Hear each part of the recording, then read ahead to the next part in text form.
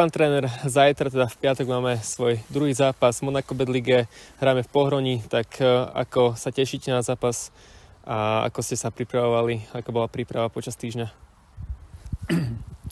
Tak z posledného zápasu nám vypadol Mišo Bučko, je vykartovaný, takže snažili sme sa nacvičiť nejaké veci, nahradiť ho pre tento zápas. Dúfam, že sa nám to podarí a ideme tak, jak do každého zápasu. Chceme hrať aktívne, s loptou, bez lopty a ja verím, že sa nám podarí dosiahnuť pozitívny výsledok. Už vlastne ste spomenuli Michala Petra Bučka, keďže dostal červenú kartu, musíme sa zaobísť bez kapitána, takže bude to veľká strata zajtra. Asi bude náš teda najskúsenejší hráč. Tak Mišo je jeden z našich najdôležitejších hráčov a samozrejme, že to bude pre nás strata, ale ja verím, že to v tomto zápase zvládneme a že potom, keď sa Mišo vráti, že budeme ešte silnejší. Čo sa týka Pohronia, prvý zápas vyhrali 3-2 nad Žilinským Bečkom. Strelili tam góly mladí hráči, mladí útočníci. Bude si teda dať pozor na tú ofenzívu, takže nejak ste to analyzovali? Tak vieme o Pohroní, vieme, že tam je spolupráca s Podbrezovou, že oni chcú hrať tým štýlom ako Podbrezova. Sú tam chlapci mladí, ktorí čakajú na to, aby mohli hrať v Podbrezovej a mladých vieme o tom a ja verím, že to zvládneme zajtra.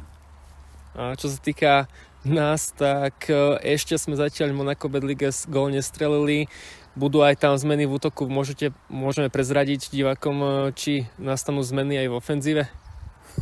Tak my sa stále s chlapcami poznávame, niektorí chlapci prišli len v priebehu minulého týždňa, hráči, ktorí hrali v základnej zostave a stále sa poznávame, potrebujeme vidieť chlapcov na rôznych postoch, v rôznych situáciách na ihrisku a ja verím, že to bude každým zápasom lepšie a lepšie.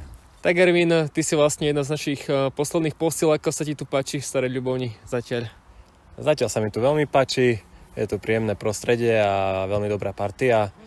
Sú dobré tréningy a zatiaľ som spokojný. Zajtra ideme do Pohronia.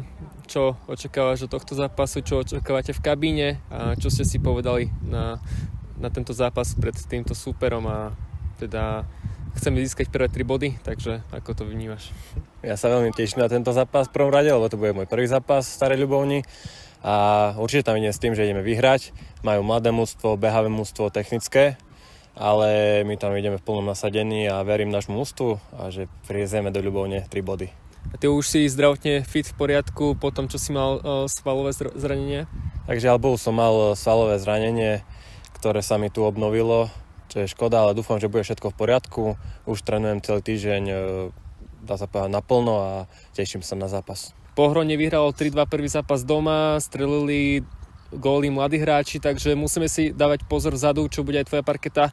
Čiže pripravovali ste sa na to?